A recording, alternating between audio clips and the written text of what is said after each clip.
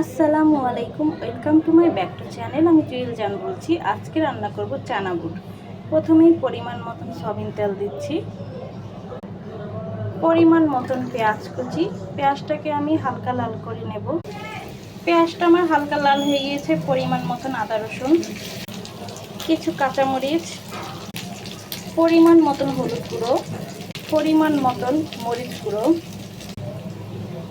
পরিমাণ মতন লবণ। পানি দিয়ে মশলাটাকে কষিয়ে নেব। মশলাটা আমার কষানো শেষ। এখন আলুগুলোকে ছেড়ে দেব। আলুকে আমি ভালো করে কষিয়ে নেব। পরিমাণ মতন টেস্টিং সল্ট, গরম মশলার গুঁড়ো। এখন চানাগুলিকে দিয়ে দেব।